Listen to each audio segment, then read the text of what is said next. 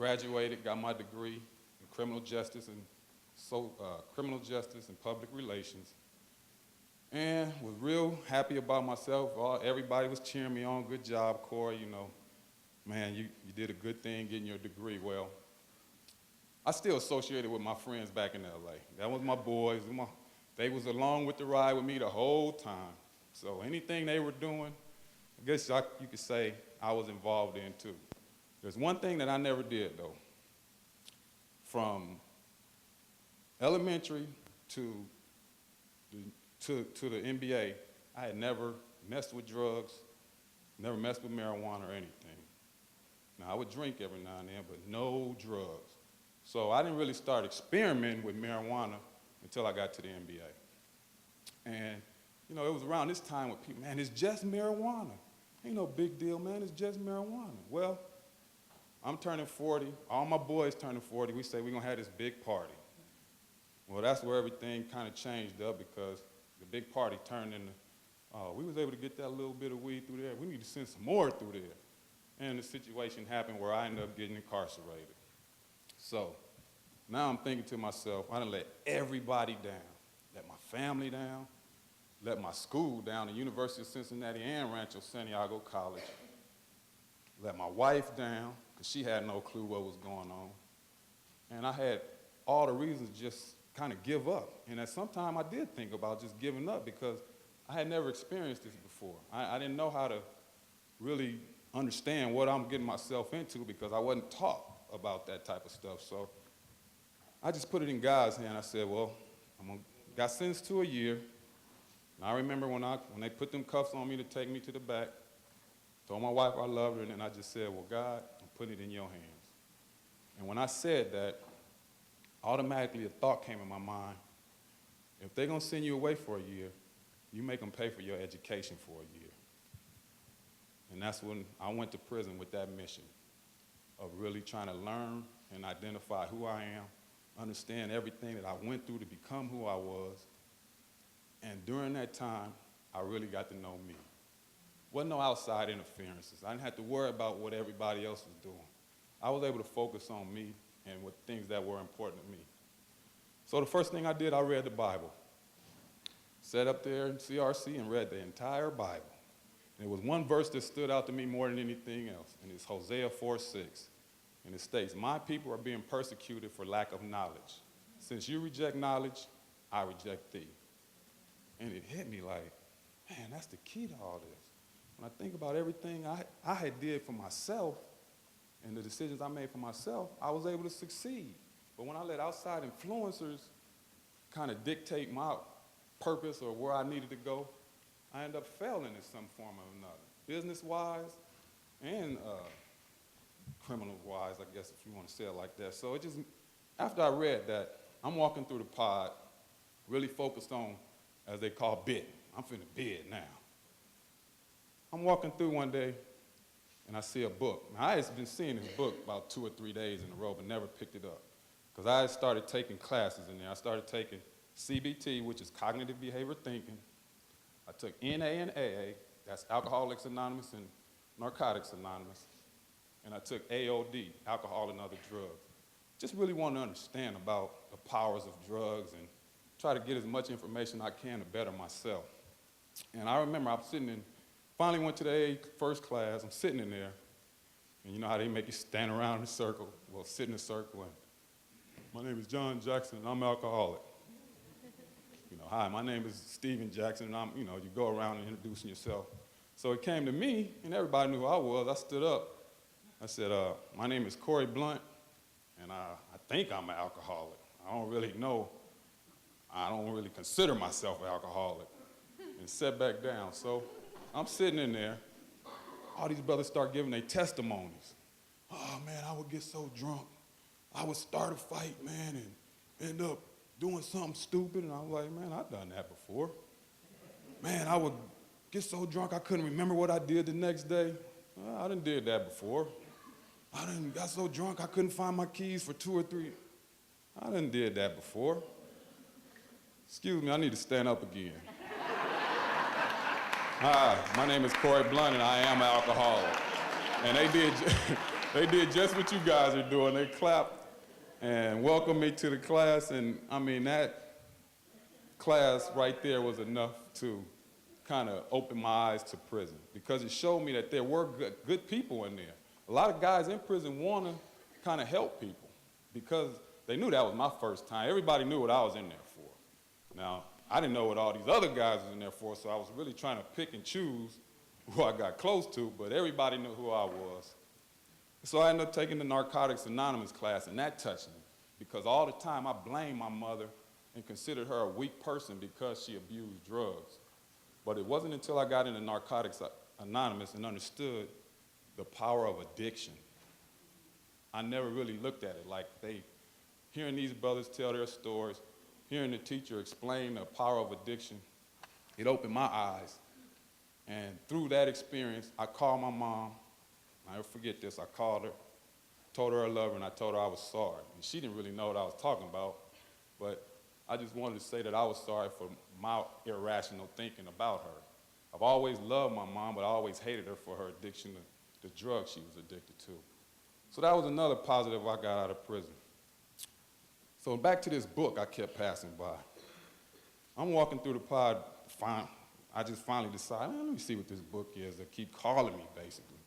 I picked the book up, and it says, Think and Grow Rich by Napoleon Hill. I said, okay, let me read this. So I got the book and read it, and man, I was blown away. This book talked about all the successful people of the 1930s, the Henry Fords, the Andrew Carnegies, all these important people, and all of them had faced adversity. And I'm like, wow, that's me, I was on this pedestal and doing everything right, and now I got knocked down. What am I going to do about it? Am I going to accept this? Is this my destiny to be considered a felon, as everybody say? Or do I look at these guys, these great men, and say, all right, if they fail, I can fail and hopefully bounce back. So I ended up getting into the book, walking through the pod again. And this old man, old man who had been in prison for a while, he walks up to me and says, hey, Corie, I got this new class, man. It's the first year they're teaching it. Do you want to get in? And I'm like, thanks, but no thanks, because I'm programmed out, man. I'm taking 4 classes already. He's like, well, let's just, I just thought maybe you'd be interested in it. It's called The 17 Principles Based on the Teaching of Napoleon Hill. I'm like, what? Yeah, the 17 Principles based on, yeah, it's about, like, man, I already know what that's about. Sign me up. I want to take that class. So I ended up taking the class, and the teacher who taught it was a man named Mr. Bayless.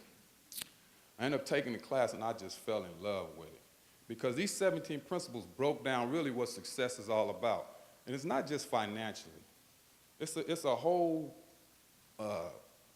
aurora of things that embraces success, that most minorities and most underprivileged families don't have no idea what it is. And these principles really taught me about how to take the necessary steps to become successful again. And one of the first principles is definiteness of purpose. Not just purpose, but definiteness of purpose. Basically defining your purpose, knowing what you want out of life early on enough so that you just want to go straight to what you want. No sidetrack, no getting distracted, going straight to what you want. And so it hit me like, to me, that's what I lacked, because I was just going with the flow, and thank God early on I was blessed to go in the right direction. But when that wrong direction headed my way, I drifted that way. So I had no definiteness of purpose. So it hit me that I came up with this saying, in good times, your friends know you. In bad times, you know your friends. And that's what really woke me up to my whole life. I really found out through my definite of purpose really who my friends are and what I really wanted out of life. And I would have never got a chance to think about myself until I went to prison. And it just opened my eyes. And so I really got enthralled in these principles. And the first principle is definiteness of purpose. And I just want to read this to you. It says, you should have one high, desirable, outstanding goal and keep it ever before you. You can have many goals that are non-conflicting, which helps you reach your major definite goal. It is advisable to have immediate, intermediate, and distant objectives. When you set a definite major goal, you are apt to recognize that what you want to achieve and degree. I knew it resonated with everybody who had done it before, but there wasn't nothing out there really promoting it, really saying, man, this is a big deal. It should be respected as a big deal. It should be brought up as a big deal. What are you going to do to bring attention to it? And that's what I created, graduate awareness. And through that, it's going to be a clothing line, which I plan on just inspiring and acknowledging educational achievement. And that was one of the things that came from my definite purpose. But the other principle that also helped me along is that I needed mentors. I needed a mastermind alliance. This was the second principle, a mastermind alliance. Basically, you need somebody who's going to help you get to where you want to go. And it's not, well, honestly, it's almost a selfishness because you want to hang around with people that's going to benefit you for your own personal goal. Now, some might say that's, you're taking advantage, but you don't do it in a way where it hurts people, but you just do it in a way where it benefits you to get you where you want to get in life.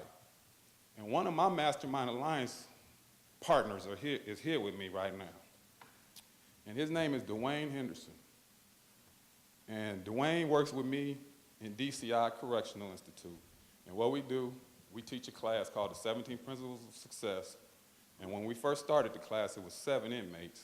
Now we have 28 inmates in our class. So they really like what we're talking about.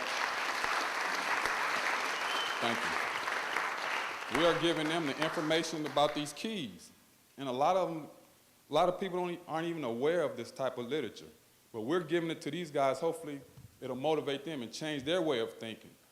See, the way I look at it is even if you just have the knowledge or heard it before, you can always fall back to it when you need it. And that's why it's big that we introduce these principles to the guys that we're introducing it to. Now, Dwayne is my mastermind alliance partner. I mean, he's a very intelligent man. He's won the Governor's Award for developing and managing in workplace. He was also featured in the August 1998 issue of Small Business News, and he has motivated and inspired thousands of people before he met me. And it was just a blessing for me to meet him while I was going through the work on how to get the 17 principles into these prisons. And we all linked up through a group called PowerNet. And PowerNet is a company out of, an organization out of Dayton, Ohio, that's really big on helping people with felony records. That's really big on reentry. And as a felon myself, I understand how hard it is to get a job. I understand how hard it is to walk into a place and the first thing you got to do is tell them that you are a felon. And that word right there seemed like it just, the bells and whistles just go off to, I'm sorry, but I can't hire you. Not knowing who you are, not knowing what kind of person, just the fact that, hey, you're a felon, but our goal is to change that. I'm a representative of now that I am part of the felony group, I am one on a mission to change that. I want to be a representative, somebody who carries himself in a good note as a felon. And that's what Mr. Henderson has done. He's helped me understand the importance of interview skills. He's an excellent teacher at interview skills. And I wanted to allow him a few minutes to give you a little information about what he does. Dr. Henderson. Thanks, Corie. Corie, he's great, isn't he? Please.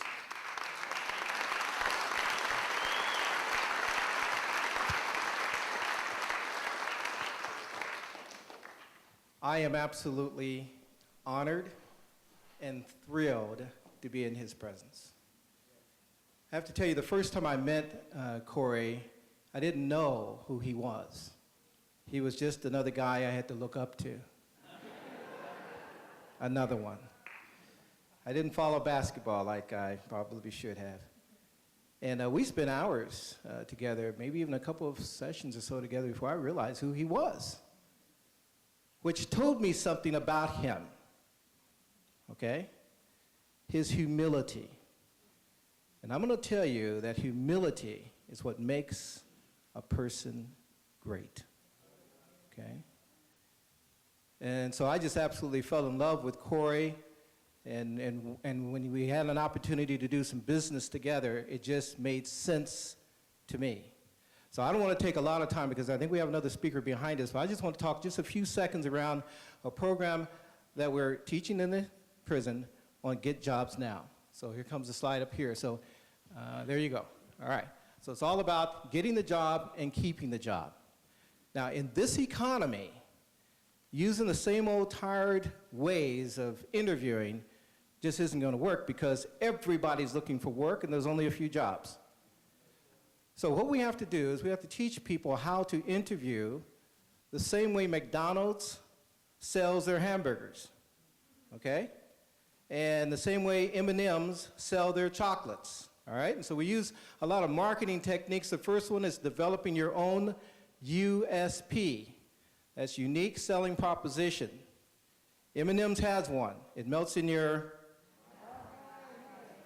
Very good. No other chocolate candy does that, right? But they do it. And so that gives them a unique selling proposition.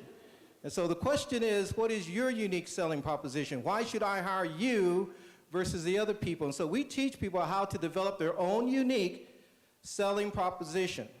So when they walk in, even on the resume, even before the interview, the interviewer knows their unique selling proposition. They repeat it over and over and over again. We want them to remember who they are, okay?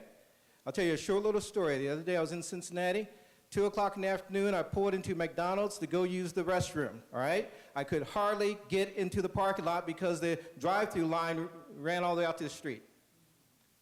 Across the street, there was an Arby's, not a single person in the line. Why is that? See? It's all about marketing, isn't it? So what we want to do is teach people so that when they go through the interview process, everybody is saying, I want that person. I don't know why I want them, but I want them, all right? Unique selling proposition. We also teach them how to develop the 30-second pitch so that they can very quickly, in just a few seconds, explain who they are and why they should get the job versus the other person. How to answer behavioral-based questions. That's really huge because when someone is ready to hire you, they want to know how you're going to behave in the future. The only way they can predict the future is to talk about the past. So they want to ask you the question, tell me the time when. And when they ask that question, if you don't have the answer, you're going to fail that question and you're not going to get the job. So tell me about the time when you just had the worst day at work and you made their biggest mistake at work. And if you tell them you've never made a mistake at work, it just isn't going to work, right? You have to be able to tell them the mistake you made, what you learned from it, and how you never repeated it. You have to be ready with those questions. And so we teach them the stories to tell for those behavioral-based questions. And then, of course, after getting the job, it's important that they know how to work with other people, show initiative, and work with the team. Corie and I are very excited. Next week, we're going to start an accelerated course. This usually takes 13 weeks. We're going to try to get it done in 4 sessions in less than 2 weeks. It's a pilot program that an organization in Cincinnati is, quite frankly, taking a leap of faith that we're going to try to get it done. We're very, very excited about it. We're very excited about rolling this into other institutions, correctional institutions. We really believe that for those folks who are disadvantaged because of whatever the situation may be, they need to know how to succeed. They need these 17 principles, these secrets that other people know that most of us don't ever get to understand. And they also need a job. And they need help to get the job. And we believe that if you win at the interview, you get the job. All right, well, I've talked a little bit too much here for this. I'm going to turn it back over to Corie. Thank you, Dr. Henderson.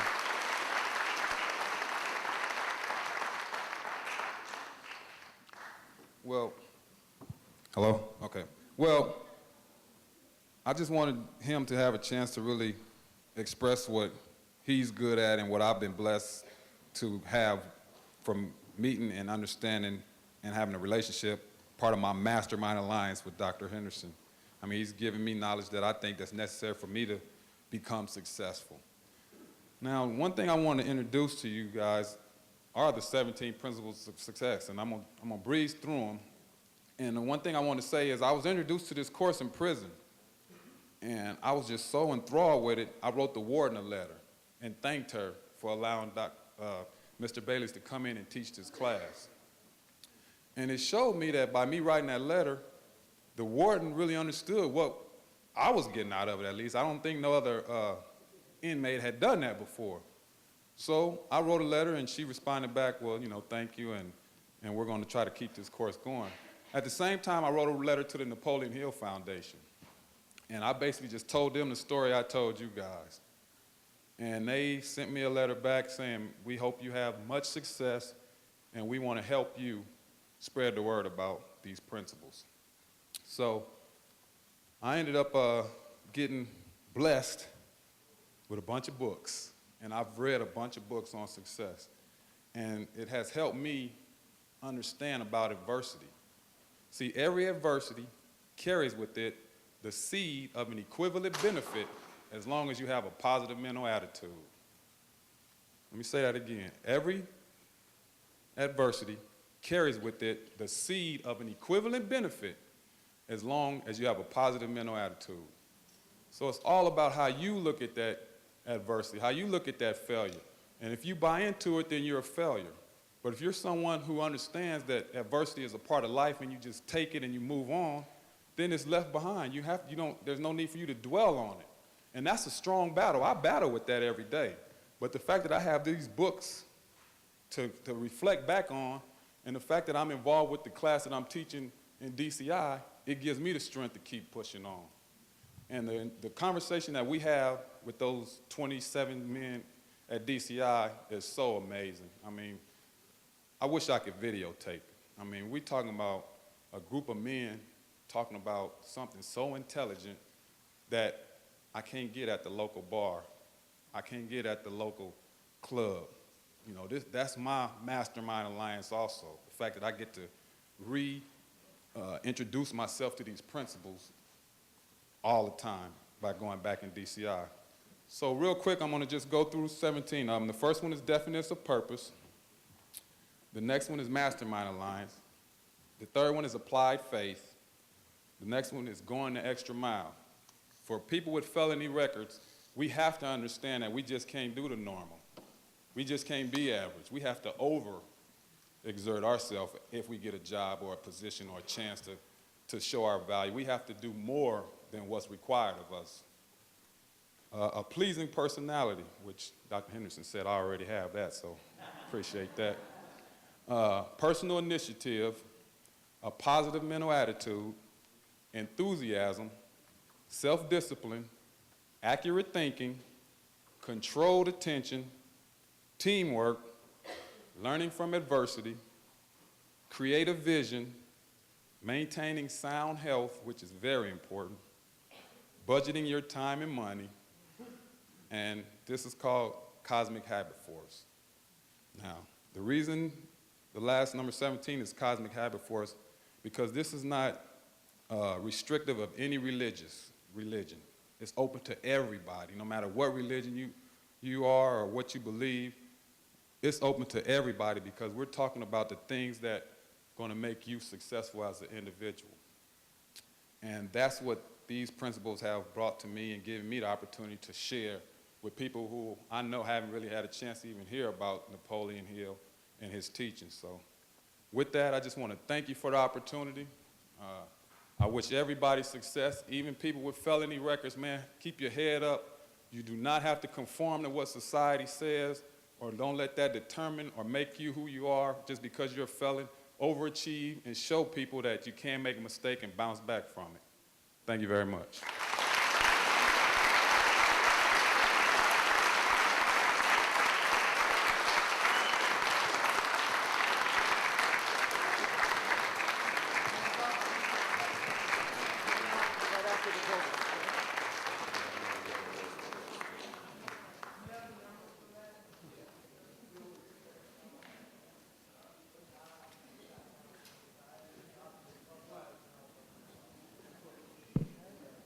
We can talk about it right after the program.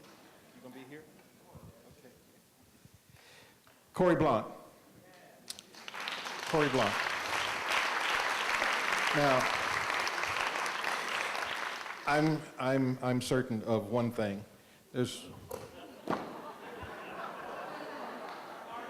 Well, if that's the way you feel about it. I'm certain of one thing out here. None of you have ever made the same kind of mistakes that he has. None of you have ever screwed up in your life. None of you have ever failed at anything. So really, all of this is just information for your hearing. So, you're probably not getting a whole lot out of this because you've never been where he is, or you've never done what he's done. Even to a small degree, never had a problem in your life. So your life has always been great, and you've succeeded at everything you attempted to do. Am I right? Come on now, help me out. All of you have had great lives, right? None of you have lived in poverty. Huh? What, 2 people lived in poverty? Okay, we got 2. All right. Only 2 have been in poverty. Only 2 have had a situation of being homeless. Perhaps 2 or 3 others have been without work for an extended period of time. Not too many of you have had those situations because you've always had a great life. You've always had everything you wanted. You were born wealthy. You were born on the right side of town to the right people. You had a great education, and you succeeded at everything you tried. That's right. Huh? You're kidding. I had the wrong opinion of all you folk.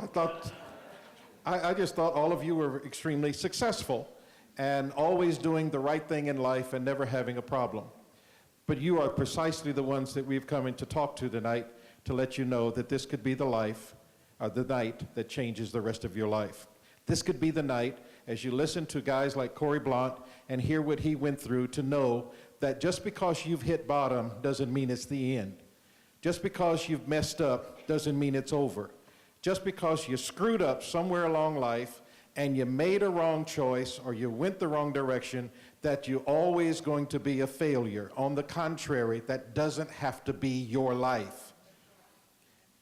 Again, in your program, if you're wanting to make the next step, we're offering to you the next step on August 1st at 5 o'clock at the Oasis Center, Outreach Center here on Robin and Greenup.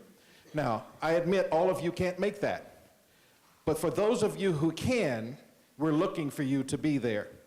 For the 17 steps by Napoleon Hill that were discussed just a little while ago, we're wanting to share some of those with you at that time to help you get started on the rest of your life. All right? Following that, we want to make the connections for you to help you get the right instruction, to get your life plan together, and to start figuring out the steps you need to become successful.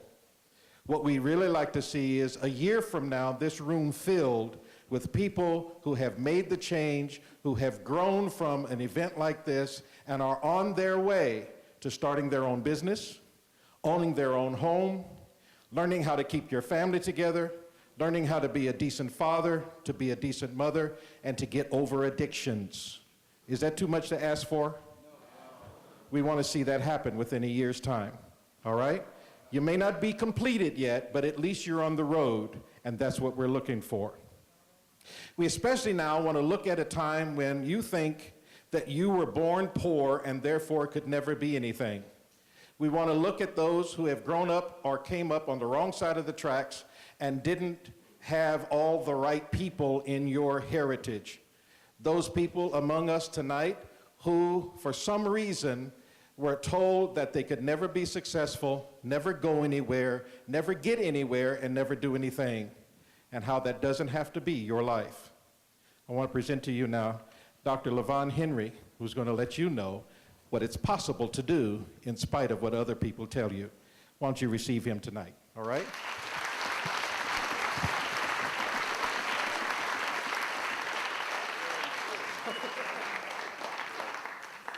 Well, let me begin by saying